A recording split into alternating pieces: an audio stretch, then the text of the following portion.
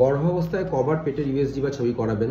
প্রথম ছবি করাবেন বুকিং ভিজিটের সময়, মানে যখনই প্রেক কালার পজিটিভ বা দুটো দাগ পেলেন তখনই ডাক্তারের কাছে যাবেন এবং ফার্স্ট ইউএসজি করানো হয় এটা দেখার জন্য যে বাচ্চার হার্টবিট ঠিকঠাক আছে কিনা এবং বাচ্চা ঠিকঠাক ইউটেরাসের মধ্যেই আছে কিনা, মানে একটুবি প্রেগনেন্সি নেই তো। সেকেন্ড করানো হয়ে থাকে 11 থেকে 14 সপ্তাহের মধ্যে উইথ ডুয়াল মার্কার টেস্ট।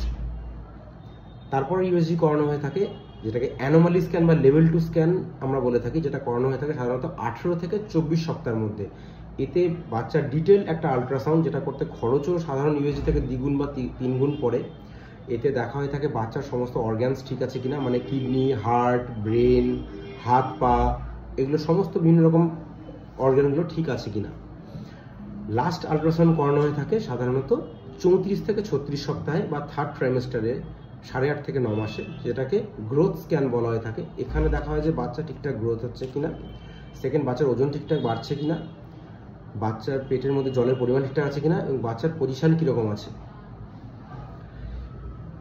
এবার বলে রাখি, এই কটা ছবি তো করানো মাস্ট, কিন্তু যাদের ক্ষেত্রে হাই রিস্ক প্রেগনেন্সি বা অন্য কোনো প্রবলেম হচ্ছে, যেমন অনেকের হয়তো বাচ্চা নড়া বুঝতে পারছে না, বা যারা হয়তো পেটে যমজ বাচ্চা ক্যারি করছে, বা যাদের হয়তো বাচ্চাদের কোনো টিউমার আছে, বা যাদের হয়তো আগে বাচ্চা পেটের মধ্যে মারা গিয়েছে বা বারবার মিসক্যারেজ হয়েছে, এইসব স্পেশাল সিনারিওতে কিন্তু অনেকবার বেশি ইউএসজি করতে হতে পারে। সুস্থ থাকবেন এবং ভালো থাকবেন।